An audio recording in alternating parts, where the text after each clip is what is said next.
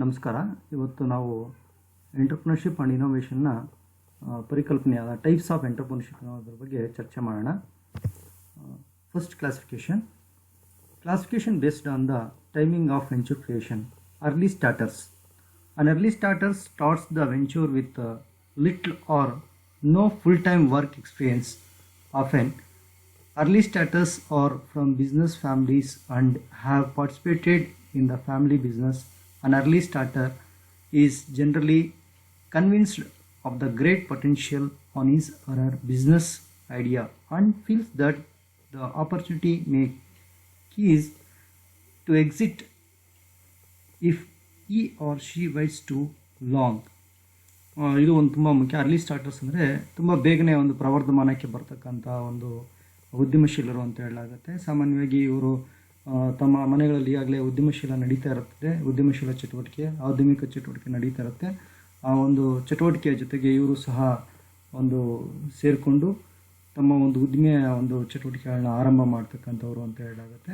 So ಆಗಲೇ ಹಿರಿಯರು ಇರ್ತಾರೆ, ಅವರ ಒಂದು ಫ್ಯಾಮಿಲಿಗಳಲ್ಲಿ ಹಿರಿಯರು ಈಗಾಗಲೇ ತಮ್ಮ ಒಂದು ಉದ್ಯಮಶೀಲ ಚಟುವಟಿಕೆನ ಆರಂಭ ಮಾಡಿರ್ತಾರೆ. ಅಂಥ ಒಂದು ಉದ್ಯಮಶೀಲರನ್ನ ನಾವು ಅರ್ಲಿ ಸ್ಟಾರ್ಟರ್ಸ್ ಅಂತ ಹೇಳ್ತೀವಿ. So an extreme case of an early starters would be Shuas Gopinath. He started his company Global Inc. the age of 14.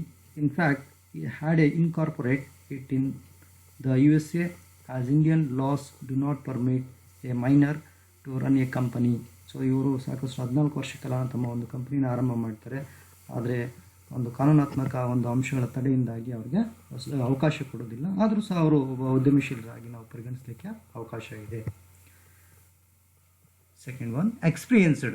This type of entrepreneurs has spent a few years working in the family business or in some other large company. Usually, the venture is related to the type of work the entrepreneur was previously engaged in. The entrepreneur brings a lot of experience, skills, and personal credibility into the venture. Nayan Murthy got together with other like-minded professionals to start Infosys when he was 35 years old. So it's also one of the type of the entrepreneurship. So ಯಾರು ತಮಗೆ ತುಂಬ ಒಂದು ಅನುಭವಗಳನ್ನು, ತಮ್ಮ ಒಂದು ಕೆಲಸ ಮಾಡುವಂಥ ಸಮವಯಸ್ಕರನ್ನು ಅಥವಾ ತಮ್ಮದೇ ಆದಂಥ ಒಂದು ಲೈಕ್ ಮೈಂಡೆಡ್ ಪ್ರೊಫೆಷನಲ್ಸ್ನ ಜೊತೆಗೆ ಹಾಕ್ಕೊಂಡು ಒಂದು ಕೆಲಸವನ್ನು ಆರಂಭ ಮಾಡ್ತಾರೋ ಅಂಥವ್ರನ್ನ ಎಕ್ಸ್ಪೀರಿಯನ್ಸ್ಡ್ ಅಂತ ಹೇಳಲಾಗುತ್ತೆ. ಸ್ವಲ್ಪ ವಯೋಮಾನದಲ್ಲಿ ಅವ್ರಿಗೆ ಸಾಕಷ್ಟು ಅನುಭವಗಳನ್ನು ಹೊಂದಿದ್ದು ತಮ್ಮ ಒಂದು ಉದ್ಯಮಶೀಲ ಚಟುವಟಿಕೆಯನ್ನು ಆರಂಭ ಮಾಡ್ತಾರೆ. ಸೊ ಉದಾಹರಣೆಗೆ ಇನ್ಫೋಸಿಸ್ ನಾರಾಯಣಮೂರ್ತಿಯವರು ತಾವು ಆರಂಭಿಸಿದಾಗ ಅವರ ಒಂದು ವಯೋಮಾನ 35 ವರ್ಷ ಆಗಿರುತ್ತೆ. ಸೊ ಅವರಿಗೆ ಸ್ವಲ್ಪ ಮಟ್ಟಿಗೆ ಅನುಭವವೂ ಇರುತ್ತೆ. ಅದರ ಜೊತೆಗೆ ಅಂತಹದೇ ಒಂದು ವರ್ಗವನ್ನು ಕೂಡಿ ತಮ್ಮ ಒಂದು ಕಂಪನಿನ ಆರಂಭ ಮಾಡ್ತಾರೆ. ಇವತ್ತು ಜಗತ್ತಿನಾದ್ಯಂತ ಒಂದು ದೊಡ್ಡ ಉದ್ದಿಮೆಯಾಗಿ ನಾವು ನೋಡಬಹುದು.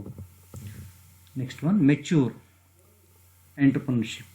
A lot of very senior professionals, some at the level of CEO, are quitting their jobs to start their own ventures. This is probably because they have very high confidence in their abilities and have a desire to do things in a way that may not be totally acceptable to their erstwhile employers.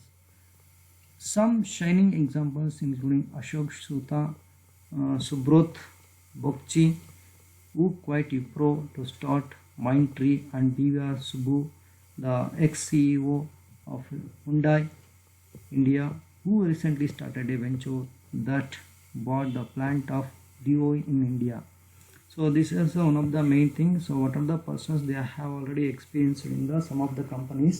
So they are quit that companies and they have started the new venture capitals, and they are new established the entrepreneurship activities their own.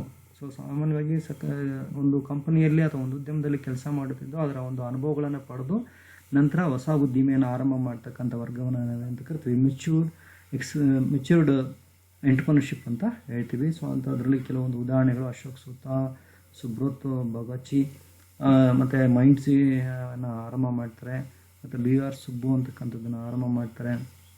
So Hyundai ಕಂಪ್ನಿಯಿಂದ ಬಂದು ಬೇರೆ ಒಂದು ಸಂಸ್ಥೆನ ಆರಂಭ ಮಾಡ್ತಾರೆ. So ಇವುಗಳನ್ನು ನಾವು ನೋಡಬಹುದು.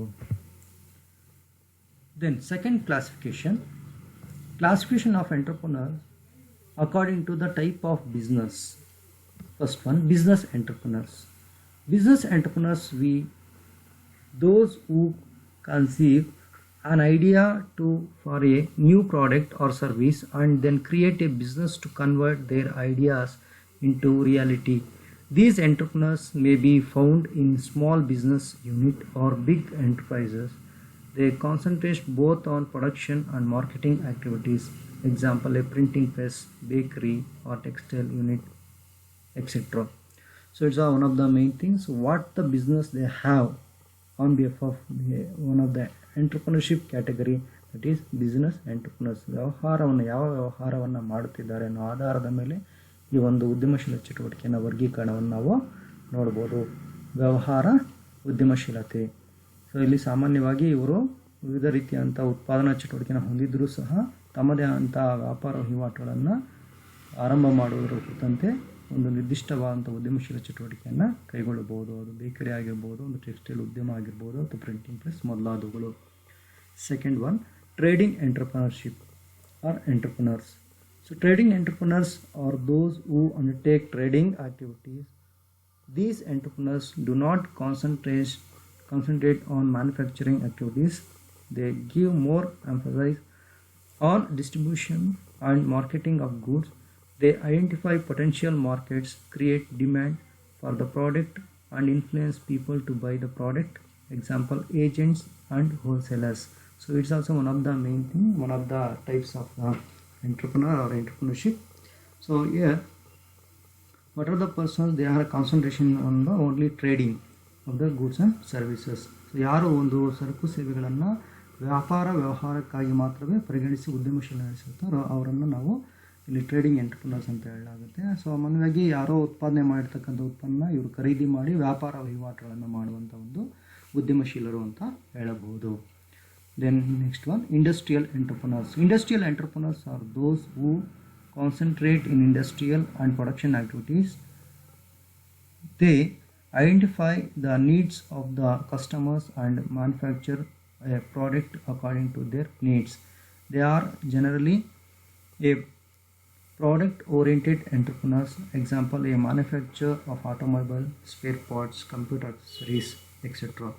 So it's also one of the entrepreneurship type, industrial entrepreneur or entrepreneurship. So here they are production the goods and services in the industrial sector. ಇಲ್ಲಿ ಕೈಗಾರಿಕಾ ವಲಯದಲ್ಲಿ ವಿವಿಧ ಉತ್ಪನ್ನಗಳನ್ನು ಉತ್ಪಾದನೆ ಮಾಡುವಂಥ ಒಂದು ವರ್ಗ ಅಂತ ಹೇಳಲಾಗುತ್ತೆ. ಸೊ ಅಂಥ ಒಂದು ಉದ್ಯಮಶೀಲತೆಯನ್ನು ನಾವು ಕೈಗಾರಿಕಾ ಉದ್ಯಮಶೀಲರು ಅಂತ ಕರೆಯಲಾಗುತ್ತೆ. ಸೊ ಅವರಲ್ಲಿ ಸಾಮಾನ್ಯವಾಗಿ ನಿಗದಿತವಾದಂಥ ಒಂದು ಕೈಗಾರಿಕಾ ವಲಯದ ಉತ್ಪನ್ನಗಳನ್ನು ಉತ್ಪಾದನೆ ಮಾಡುವಂಥವರಾಗಿರುತ್ತಾರೆ. ನಂತರ ನಾಲ್ಕನೇದು, corporate entrepreneur. Corporate entrepreneurs are those who exhibit innovative skills in organizing and managing corporate undertaking. Example, a trust register under the Trust Act. So it's also one of the main things. So what are the entrepreneurs? They are considered as a Company Act or Trust Act. So that's a corporate entrepreneur. So ಇಲ್ಲಿ ಯಾರು ಒಂದು ವಿವಿಧ ರೀತಿಯಂಥ ಒಂದು ಆವಿಷ್ಕಾರಕ ಒಂದು ಕೌಶಲ್ಯಗಳನ್ನು ಸಂಘಟಿಸುವಂಥ ಒಂದು ನಿರ್ವಹಣೆ ಮಾಡುವಂಥ ಒಂದು ಕೆಲಸವನ್ನು ಮಾಡ್ತಾರೋ ಸೊ ಅವರನ್ನು ಕಾರ್ಪೊರೇಟ್ ಎಂಟರ್ಪ್ರಿನರ್ ಅಂತ ಕರೆಯಲಾಗುತ್ತೆ. ಸೊ ಇವರು ಒಂದು ಕಂಪನಿ ಆ್ಯಕ್ಟ್ನ ಅಡಿನಲ್ಲಿ ಕೆಲಸ ಮಾಡ್ತಾ ಇರ್ತಾರೆ, ತಮ್ಮ ಉದ್ಯಮಶೀಲವನ್ನು ನಡೆಸ್ತಾ ಇರ್ತಾರೆ. ದೆನ್ ಅಗ್ರಿಕಲ್ಚರಲ್ ಎಂಟರ್ಪ್ರಿನರ್, ಕೃಷಿ ಉದ್ಯಮಶೀಲರು ಅಂತ ಹೇಳಲಾಗುತ್ತೆ. An agriculture entrepreneur is one who concentrates on agriculture activities. These entrepreneurs concentrate on activities like raising, agriculture production, marketing and fertilizer. So it is also one of the type of the entrepreneurship. So ಇಲ್ಲಿ ನಾವು ಕೃಷಿ ಒಂದು ಉದ್ಯಮಶೀಲರು ಅಂತ ಕರೀತೀವಿ. ಕೃಷಿಗೆ ಸಂಬಂಧಿಸಿದಂತೆ ವಿವಿಧ ರೀತಿಯಾದಂಥ ಒಂದು ಚಟುವಟಿಕೆಗಳನ್ನು ಕೈಗೊಳ್ಳುವ ಮತ್ತು ಉತ್ಪಾದನೆಯನ್ನು ಕೈಗೊಳ್ಳತಕ್ಕಂಥ ಅವುಗಳ ಒಂದು ವ್ಯಾಪಾರ ವಹಿವಾಟು ಮಾಡುವಂಥ ವರ್ಗವನ್ನು ನಾವೇನಂತ ಕರಿತೀವಿ, ಕೃಷಿ ಉದ್ಯಮಶೀಲರು ಅಂತ ಕರೀಲಿಕ್ಕೆ ಅವಕಾಶ ಇದೆ. Next, retail entrepreneurs.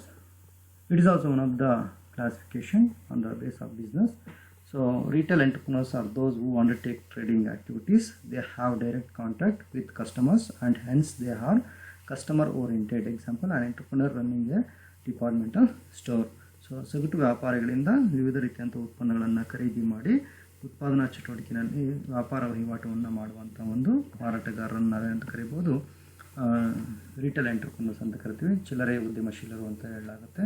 ಸೊ ಸಗಟು ಮಾರಾಟಗಾರರು ಅಥವಾ ಉತ್ಪಾದನಾಗಾರರಿಂದ ವಿವಿಧ ರೀತಿಯಂಥ ಉತ್ಪನ್ನಗಳನ್ನು ಖರೀದಿಸಿ ಅವರು ವಿವಿಧ ಉತ್ಪನ್ನಗಳನ್ನು ಮಾರಾಟ ಮಾಡುವಂಥ ಪ್ರವೃತ್ತಿಯಲ್ಲಿ ತೊಡಗಿರುತ್ತಾರೆ. Then service entrepreneurs or entrepreneurship. A service entrepreneur is one who provides service to customers. They make profit by rendering services. Example, an entrepreneur running a hotel or dry cleaning unit, etc. So ಇದು ತುಂಬ ಮುಖ್ಯವಾದಂಥದ್ದು. ಸೇವಾ ಒಂದು ಉದ್ಯಮಶೀಲತೆ ಅಂತ ಕರಿತೀವಿ. ಸಾಕಷ್ಟು ಸಂಸ್ಥೆಗಳು ತಮ್ಮದೇ ಆದಂಥ ಒಂದು ಹಿನ್ನೆಲೆಯಲ್ಲಿ ಸೇವೆಗಳನ್ನು ಒದಗಿಸುವಂಥ ಒಂದು ಕೆಲಸವನ್ನು ಮಾಡುತ್ತೆ. ಸೊ ಯಾರು ಒಂದು ಗ್ರಾಹಕರಿಗೆ ವಿವಿಧ ರೀತಿಯಂಥ ಸೇವಾ ಒಂದು ಚಟುವಟಿಕೆಗಳನ್ನು ಕೈಗೊಳ್ತಾರೋ ಅಂಥವರನ್ನು ಸೇವಾ ಉದ್ಯಮಶೀಲರು ಎಂದು ಕರೆಯಲಾಗುತ್ತೆ.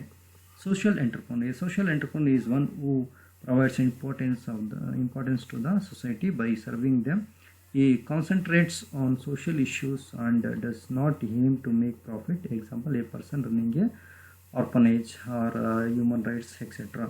ಸೊ ಇದು ತುಂಬ ಮುಖ್ಯವಾದ ಸಾಮಾಜಿಕ ಕಳಕಳಿಯನ್ನು ಹೊಂದುವ ಮೂಲಕ ತಮ್ಮದೇ ಆದಂಥ ಒಂದು ಸಂಸ್ಥೆಯನ್ನು ಅಥವಾ ಉದ್ಯಮವನ್ನು ನಡೆಸುವಂಥ ಒಂದು ವ್ಯಕ್ತಿಯನ್ನು ನಾವು ಈ ಸಾಮಾಜಿಕ ಉದ್ಯಮಶೀಲನು ಅಂತ ಹೇಳಲಾಗುತ್ತೆ. ಸೊ ಅವರ ಒಂದು ಮುಖ್ಯ ಉದ್ದೇಶ ಯಾವುದೇ ರೀತಿಯಂಥ ಒಂದು ಲಾಭವನ್ನು ಗಳಿಸದೆ ವಿವಿಧ ರೀತಿಯಂಥ ಸಾಮಾಜಿಕ ಸೇವೆಗಳನ್ನು ಒದಗಿಸೋದಾಗಿರುತ್ತೆ. ಅದು ಮಾನವ ಹಕ್ಕುಗಳ ಕುರಿತಂತೆ ಆಗಿರ್ಬೋದು, ಅಥವಾ ಅನಾಥ ಮಕ್ಕಳ ಪೋಷಣೆ ಮಾಡುವುದಾಗಿರ್ಬೋದು, ಅಥವಾ ಅಸಂಘಟಿತ ಕಾರ್ಮಿಕರ ಒಂದು ಹಕ್ಕುಗಳಿಗೆ ಹೋರಾಟ ಮಾಡುವುದಾಗಿರ್ಬೋದು, ಅಥವಾ ಒಂದು ಸಾಮಾಜಿಕ ಕಳಕಳಿ ಕಾರ್ಯಕ್ರಮಗಳ ಒಂದು ಅರಿವನ್ನು ಮೂಡಿಸುವುದಾಗಿರ್ಬೋದು, ಮೊದಲಾದವುಗಳನ್ನು ನಾವು ಇದರಲ್ಲಿ ಗಮನಿಸ್ಬೋದು. Third one, classification of entrepreneur according to the stages of development. First generation entrepreneur. A first generation entrepreneur is one who sets up an enterprise by his innovative skill. He combines various factors of production and provides marketable product or service by adopting innovative ideas. He is the first person to start an enterprise on his own. Though such a person may have the family background of some business, such entrepreneurs may also establish a certain business which may be unrelated to their family business. It is also one of the main things. So what are the person or what are the entrepreneur? They have established in the first time set up in the production of any goods or services in the economy. So he is called as a first generation entrepreneur. So just like you call up that Red Bus. So in our India, what are the startup company of the Red Bus service in the transportation sector. So that is one of the main thing. The first generation entrepreneur, the Red Bus developer. So ಇಲ್ಲಿ ನೀವು ಗಮನಿಸ್ಬೋದು, ತುಂಬ ಮುಖ್ಯವಾಗಿ ಯಾರು ಮೊದಲಿಗೆ ಯಾವುದೇ ಒಂದು ವಲಯದಲ್ಲಿ ತಮ್ಮ ಒಂದು ಉದ್ಯಮಶೀಲ ಚಟುವಟಿಕೆನ ಆರಂಭ ಮಾಡ್ತಾರೋ ಅವರನ್ನು ನಾವು ಫಸ್ಟ್ ಜನರೇಷನ್ ಎಂಟರ್ಪ್ರನರ್ ಅಂತ ಕರಿತೀವಿ. ಸೊ ಅದರಲ್ಲಿ ಸಾಮಾನ್ಯವಾಗಿ ನೀವು ಗಮನಿಸ್ಬೋದು, ಈಗ ಉದಾಹರಣೆ ತೊಗೊಂಡ್ರೆ ರೆಡ್ ಬಸ್ ಕಂಪನಿ ಅಂತ ಏನಿದೆ, ಅಥವಾ ಒಂದು ಸ್ಟಾರ್ಟಪ್ ಕಂಪನಿ ಏನಿದೆ, ಅದರ ಒಂದು ಮಾಲೀಕ ಅಥವಾ ಅದನ್ನು ಹೊರತಂದ ಒಂದು ವ್ಯಕ್ತಿಯನ್ನು ನಾವು ಫಸ್ಟ್ ಜನರೇಷನ್ ಎಂಟರ್ಪ್ರನರ್ ಅಂತ ಹೇಳ್ಬೋದು. ಅದು ಯಾವುದೇ ವಲಯದಲ್ಲಾಗಿರ್ಬೋದು. ಸೊ ಹೊಸದಾಗಿ ಒಂದು ಉತ್ಪನ್ನ ಬರುತ್ತೆ ಅಂದರೆ ಆ ಒಂದು ಉತ್ಪನ್ನವನ್ನು ತಯಾರು ಮಾಡ್ತಕ್ಕಂಥ ಒಂದು ಉದ್ಯಮಶೀಲಿಯನ್ನು ಫಸ್ಟ್ ಜನರೇಷನ್ ಡೆವಲಪರ್ ಅಂತ ಹೇಳಲಾಗುತ್ತೆ, ಅಥವಾ ಎಂಟರ್ಪ್ರನರ್ ಅಂತ ಹೇಳಲಾಗುತ್ತೆ. Modern entrepreneurs are innovative entrepreneurs. A modern entrepreneur is a dynamic entrepreneur. He always look for changes and responds to the changing demand of the market. His business venture suits the current marketing needs. So it's also one of the main thing. Modern or innovative entrepreneur. So sometimes they have innovatively thinking the production activities or the marketing activities, whatever it may be. So that persons we are called as a innovative or modern entrepreneurs. So ಇಲ್ಲಿ ನಾವು ಸಾಕಷ್ಟು ವ್ಯಕ್ತಿಗಳು ಏನು ಮಾಡ್ತಾರೆ, ಮಾರುಕಟ್ಟೆಯನ್ನು ಬದಲಾಯಿಸಬಲ್ಲ ರೀತಿಯಲ್ಲಿ ಒಂದು ಹೊಸ ಉತ್ಪನ್ನಗಳನ್ನು ನಿರ್ಮಾಣ ಮಾಡುವ ಸಾಧ್ಯತೆ ಇರುತ್ತದೆ. ಸೊ ಅಂಥ ಉದ್ಯಮಶೀಲರನ್ನು ನಾವೇನಂತ ಹೇಳ್ತೀವಿ, ಆಧುನಿಕ ಒಂದು ಉದ್ಯಮಶೀಲರು ಅಂತ ಹೇಳಲಿಕ್ಕೆ ಅವಕಾಶ ಇದೆ. Then classical entrepreneur or entrepreneurship. Classical entrepreneur is a stereotype entrepreneur. He aims at maximize the profit at the constant level. There may or may not be an element of growth. Survival of the firm is given more importance by these entrepreneurs. So ಒಂದು ಸಾಂಪ್ರದಾಯಿಕ ಒಂದು ಉದ್ಯಮಶೀಲರು ಅಂತ ಹೇಳಲಾಗುತ್ತೆ. ಸಾಮಾನ್ಯವಾಗಿ ಇವರು ಈಗಾಗಲೇ ಇರುವಂಥ ಒಂದು ಉದ್ಯಮಶೀಲವನ್ನು ಒಂದು ನಿಗದಿತವಾದಂಥ ಒಂದು ಆದಾಯದೊಂದಿಗೆ ಬೆಳೀಲಿಕ್ಕೆ ಅವಕಾಶ ಮಾಡುವಂಥ ಒಂದು ಚಟುವಟಿಕೆಯನ್ನು ಕೈಗೊಳ್ತಿರ್ತಾರೆ. ಸೊ ಈಗಾಗಲೇ ಅದು ಅಸ್ತಿತ್ವದಲ್ಲಿರುತ್ತೆ. ಸೊ ಅವರ ಒಂದು ಉದ್ದೇಶ ಎಂದು ಸ್ಥಿರವಾಗಿ ತಮ್ಮ ಒಂದು ಮಾರುಕಟ್ಟೆಯನ್ನು ಉಳಿಸಿಕೊಂಡು ಬೆಳೆಯುವಂಥ ಒಂದು ಉದ್ದೇಶವನ್ನು ಹೊಂದಿರುತ್ತಾರೆ. Then inherited entrepreneurs. These entrepreneurs have inherited family business or process experience from their family business. These entrepreneurs may like to diversify a little from their family business. So it is also one of the main thing. So in here, what are the families they have already in the entrepreneurship activities? Some persons they have uh, motivate the inherited family by business ಅಂತ ಹೇಳ್ಬೋದು. ಇಲ್ಲಿ ಒಂದು ಕೌಟುಂಬಿಕ ಒಂದು ವ್ಯವಸ್ಥೆಯ ಅಡಿಯಲ್ಲಿ ನಿರ್ಮಾಣವಾಗಬಹುದಾದ ಉದ್ಯಮಶೀಲತೆ. ಈಗಾಗಲೇ ಸಾಕಷ್ಟು ಉದ್ಯಮಶೀಲ ಚಟುವಟಿಕೆಯನ್ನು ಕೈಗೊಳ್ತಿರತಕ್ಕಂಥ ಕುಟುಂಬದಲ್ಲಿ ಒಬ್ಬ ವ್ಯಕ್ತಿ ಮತ್ತಷ್ಟು ಒಂದು ಉದ್ಯಮಶೀಲ ಚಟುವಟಿಕೆಯನ್ನು ಅಳವಡಿಸಿಕೊಳ್ಳುವಂಥ ಮತ್ತು ವಿಸ್ತರಿಸುವಂಥ ಒಂದು ವ್ಯವಸ್ಥೆಯನ್ನು ನಾವು ಇನ್ನೇಟೆಡ್ ಎಂಟರ್ಪ್ರಿನರ್ಸ್ ಅಂತ ಹೇಳ್ಬೋದು. And fourth classification of entrepreneurs according to the motivational aspects. First one, pure entrepreneur. A pure entrepreneur is a person who is motivated by psychological and economic factors. Entrepreneurial task is undertaken by them due to certain reasons: ability to handle risk, desire to enjoy better status, desire to get recognition in the society, thirst of making money motivates as a person to take up entrepreneurial activities. So these are one of the main thing, pure entrepreneur. So ಯಾರು ತಮ್ಮ ಒಂದು ಆರ್ಥಿಕ ಅಂಶಗಳಿಂದಾಗಿ ಆಗಿರ್ಬೋದು ಅಥವಾ ತಮ್ಮ ಮಾನಸಿಕ ಅಂಶಗಳಿಂದಾಗಿ ಆಗಿರ್ಬೋದು ಒಂದು ಉದ್ಯಮಶೀಲ ಚಟುವಟಿಕೆಯನ್ನು ತನ್ನ ಒಂದು ಗುರಿಯಾಗಿ ಉದ್ದೇಶಿತವಾಗಿ ತಾನು ಅದರಲ್ಲಿ ಲಾಭ ಗಳಿಸುವಂಥ ಒಂದು ಪ್ರೇರಣೆಯಿಂದ ತನ್ನ ಒಂದು ವಿವಿಧ ಉತ್ಪಾದನಾ ಚಟುವಟಿಕೆಗಳಲ್ಲಿ ಕೈಗೊಳ್ತಾನೋ ಅಥವಾ ತನ್ನ ಒಂದು ಉದ್ಯಮಶೀಲ ಚಟುವಟಿಕೆಯನ್ನು ಕೈಗೊಳ್ತಾನೋ ಅವರನ್ನು ಶುದ್ಧ ಒಂದು ಉದ್ಯಮಶೀಲನು ಅಂತ ಕರೆಯಲಾಗುತ್ತದೆ. Second one, induced entrepreneur. Induced entrepreneur are those who takes up entrepreneurial task due to the incentives and subsidies granted by the government. Financial and technical assistance provided by the government motivates a person to start new ventures. So it is also one of the main thing. So induced by the government activities or government initiatives or government policies to give the any assistance or incentives to production of the goods and services, or any new ventures or any startup companies will be established by the any entrepreneur. That entrepreneur called as an induced entrepreneur. So ಇಲ್ಲಿ ನಾವು ಯಾವುದಾದ್ರು ಒಬ್ಬ ಉದ್ಯಮಶೀಲನು ಸರ್ಕಾರ ನೀಡಬಹುದಾದಂಥ ವಿವಿಧ ಉತ್ತೇಜಕಗಳು ಮತ್ತು ಸಹಾಯಧನಗಳು ಮೊದಲಾದವುಗಳನ್ನು ಪ್ರೇರಕನಾಗಿ ತನ್ನ ಒಂದು ಉದ್ಯಮ ಚಟುವಟಿಕೆಯನ್ನು ಕೈಗೊಂಡ್ರೆ ಅಂಥವನ್ನು ನಾವು ಪ್ರೇರಕ ಒಂದು ಉದ್ಯಮಶೀಲನು ಎಂದು ಕರೆಯಲಾಗುತ್ತದೆ. Motivated entrepreneur, they are motivated by desire for their self fulfillment. They emerge because of the possibilities of producing and selling new product. They are also motivated by economic factors. So it is also one of the main thing. ಪ್ರೇರೇಪಿತ ಒಂದು ಉದ್ಯಮಶೀಲರು ಅಂತ ಕರಿತೀವಿ. ಇಲ್ಲಿ ಸಾಮಾನ್ಯವಾಗಿ ಅವರು ವಿವಿಧ ರೀತಿಯಾದಂಥ ಒಂದು ಉತ್ಪನ್ನಗಳ ಕುರಿತಂತೆ ತಾನು ತಯಾರು ಮಾಡಬಹುದಾದಂತಹ ಒಂದು ಉದ್ಯಮಶೀಲ ಚಟುವಟಿಕೆಯನ್ನು ತನ್ನದೇ ರೀತಿಯಲ್ಲಿ ತನ್ನ ಒಂದು ಒಂದು ಚಟುವಟಿಕೆಗಳಿಂದ ಪ್ರೇರೇಪಿತನಾಗಿ ವಿವಿಧ ರೀತಿಯಾದಂಥ ಒಂದು ಉತ್ಪನ್ನಗಳನ್ನು ತಯಾರು ಮಾಡುವುದು ಅಥವಾ ಸೇವೆಗಳನ್ನು ಕೊಡುವಂಥ ಒಂದು ಉದ್ಯಮಶೀಲನೆಂದು ಭಾವಿಸಬಹುದು. Then spontaneous entrepreneur. A person turns out to be an entrepreneur because of natural talented vested in him. These entrepreneurs have self confidence and emerge as challenges. They take up entrepreneurial activity in order to tap their talents. They have great self-confidence in their talent and are highly resourceful. So ಇವರು ತುಂಬ ಮುಖ್ಯವಾಗಿ ನಾವು ಗಮನಿಸಬೇಕಾದ್ದು spontaneous ಅಂತ ತಮ್ಮದೇ ಆದಂಥ ಬುದ್ಧಿಕತೆ ಅಥವಾ ತಮ್ಮ ಒಂದು ಬೌದ್ಧಿಕ ಶಕ್ತಿಯ ಮೂಲಕ ವಿವಿಧ ಉತ್ಪನ್ನಗಳನ್ನು ತಯಾರು ಮಾಡುವಂಥ ಒಂದು ಏನು ಸವಾಲನ್ನು ಸ್ವೀಕರಿಸಬಹುದಾ ಅಂತ ಅಥವಾ ನವ್ಯೋದ್ಯಮದಲ್ಲಿ ಹೊಸದಾಗಿ ಕಂಡು ಬರ್ತಿರ್ತಕ್ಕಂಥ ಒಂದು ಉದ್ಯಮಶೀಲರು ಅಂತ ಕರೀಬೋದು. ಸ್ಪಾಂಟೇನಿಯಸ್ ಎಂಟರ್ಪ್ರಿನರ್ ಅಂತಕ್ಕಂಥ ಇವರಿಗೆ ಯಾವಾಗಲೂ ಸಹ ಹೊಸತನವನ್ನು ಸ್ವೀಕರಿಸುವ ಮತ್ತು ಸವಾಲುಗಳನ್ನು ಎದುರಿಸುವಂಥ ಒಂದು ನಂಬಿಕೆ ಇವರಲ್ಲಿರುತ್ತೆ. ಸೊ ಹಾಗೆ ಒಂದು ಒಳ್ಳೆಯ ಸಂಪನ್ಮೂಲ ವ್ಯಕ್ತಿಗಳಾಗಿಯೂ ಸಹ ಇರ್ತಾರೆ. ಇಂಥ ಒಂದು ಉದ್ಯಮಶೀಲರನ್ನು ನಾವು ವರ್ಗೀಕರಿಸಬಹುದು. ನಂತರ ಐದನೆಯ ಒಂದು ವರ್ಗೀಕರಣ, fifth classification of entrepreneurs according to the technological aspects. First one, technical entrepreneur. A technical entrepreneur is one who concentrates more on production activities. He has got sound technical knowledge. He utilizes his technical knowledge and demonstrates his innovative capabilities. He is also known as technocrat. So ಇಲ್ಲಿ ನಾವು ಗಮನಿಸ್ಬೋದು, ಒಂದು ತಾಂತ್ರಿಕ ಉದ್ಯಮಶೀಲನ ಅಂತಕ್ಕಂಥದ್ದು ತನಗೆ ತಂತ್ರಜ್ಞಾನದ ಕುರಿತಂತೆ ಸಾಕಷ್ಟು ಬೌದ್ಧಿಕತೆಯನ್ನು ಹೊಂದಿದ್ದು, ತನ್ನ ಒಂದು ಜ್ಞಾನವನ್ನು ಹೊಂದಿದ್ದು ಅದನ್ನು ಉತ್ಪಾದನಾ ಚಟುವಟಿಕೆಯಲ್ಲಿ ಅಳವಡಿಸ್ಕೊಳ್ಳುವಂಥ ಒಂದು ಉದ್ಯಮಶೀಲನ ಅಂತ ಕರಿತೀವಿ. ಟೆಕ್ನಿಕಲ್ ಎಂಟರ್ಪ್ರನರ್ ಅಂತ ಕರಿತೀವಿ. ಸೊ ಇನ್ನೊಂದು ರೀತಿಯಲ್ಲಿ ಹೇಳೋದಾದರೆ ಯಾವ ಒಂದು ಉದ್ಯಮಶೀಲ ಚಟುವಟಿಕೆನ ಕೈಗೊಳ್ತಾನೋ ಅವನು ಅತಿಯಾಗಿ ತನ್ನ ಉದ್ಯಮಶೀಲ ಚಟುವಟಿಕೆಯಲ್ಲಿ ತಂತ್ರಜ್ಞಾನವನ್ನು ಅಳವಡಿಸಿಕೊಳ್ಳುವುದಾದರೆ ಆತನನ್ನು ಸಹ ಒಂದು ಟೆಕ್ನಿಕಲ್ ಎಂಟರ್ಪ್ರನರ್ ಎಂದು ಕರೆಯಲಿಕ್ಕೆ ಅವಕಾಶ ಇದೆ. ಎರಡನೇದು non technical entrepreneur. A non technical entrepreneur concentrates more on marketing activities. He tries to find out new strategies for marketing goods. He also promote his business by employing various marketing methods. So ಇಲ್ಲಿ ತಾಂತ್ರಿಕೇತರ ಒಂದು ಉದ್ಯಮಶೀಲ ಅಂತಕ್ಕಂಥವನು.